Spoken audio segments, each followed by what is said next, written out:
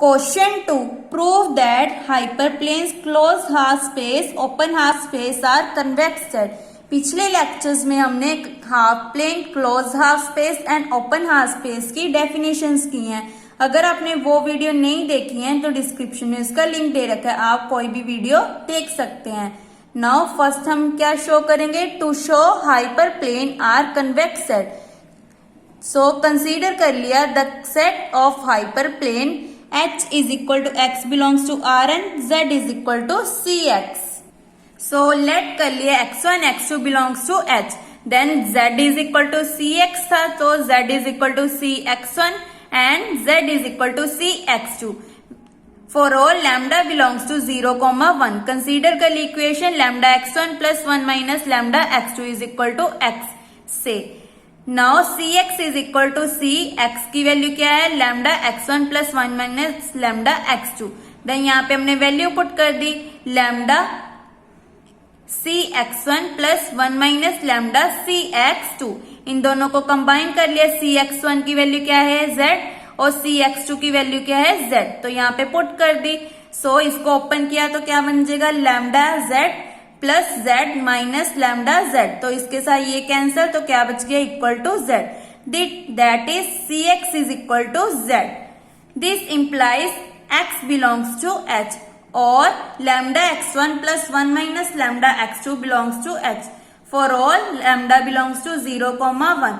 Thus lambda is a convex set but H is a arbitrary set. Therefore all hyperplanes are convex set. Now second हमने क्या prove करना है? Closed half space are convex set. Closed half space की definition क्या होती है? Z greater than equal to Cx, Z less than equal to Cx. The closed half space are given by S1 is equal to X belongs to R and Z greater than equal to Cx and S2 X belongs to R and Z less than equal to Cx. First we show that S1 is equal to X belongs to R and Z greater than equal to Cx is a convex set. So let कर लिया x1 x2 belongs to S1 be any two points. Then Z greater than equal to Cx1 and Z greater than equal to Cx2. Equation consider कर ली. Let x is equal to lambda x1 plus 1 minus lambda x2 for all lambda belongs to 0, 1. Now consider Cx is equal to x की value क्या है? Lambda x1 plus 1 minus lambda x2.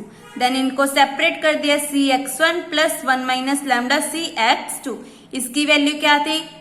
Less than equal to lambda less than equal to Z. तो यहाँ पे put कर दी plus 1 minus lambda Z. Then इसको open क्या करें? ओपन करेंगे तो क्या बनेगा? Z lambda Z plus Z minus lambda Z. तो माइनस के साथ plus cancel. So equal to Z आ गया. That is Cx is less than equal to Z.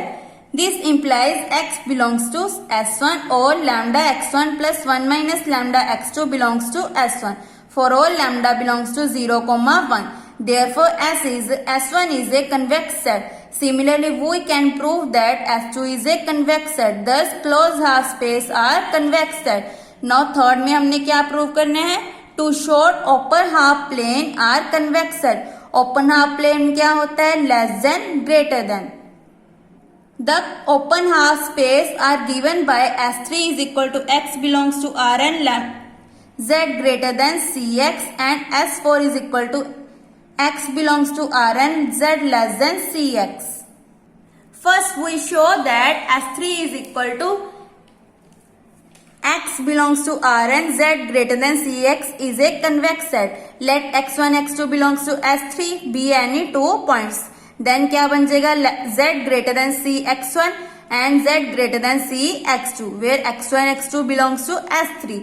Let कर ली equation x is equal to lambda x1 plus 1 minus lambda x2 for all lambda belongs to 0, 1. Consider कर ली equation Cx is equal to x की value put कर दी. Then इसको separate कर दिया which is less than lambda plus 1 minus lambda. Then इसको open किया. लैम्डा Z के साथ माइनस लैम्डा Z कैंसिल तो equal to Z. Therefore Cx less than Z. This implies X belongs to C3. S3 or lambda x1 plus 1 minus lambda x2 belongs to S3 for all lambda belongs to 0, 1. Therefore S3 is a convex set. अगर S3 convex set है तो similarly we can show that S4 is also a convex set. Thus open half space are convex sets. Notice we can also write hyperplanes as H is equal to X belongs to R and A T X is equal to C, where A belongs to R and C belongs to R. Similarly closed half space क्या बन जाएगा, greater than equal to और less than equal to. Open half space क्या बन जाएगा, greater than less than. इसे क्या लेंगे, H पॉजिटिव और less than equal to को H negative. Open half space में greater than को H पॉजिटिव नॉट और लेस देन को H नेगेटिव नॉट.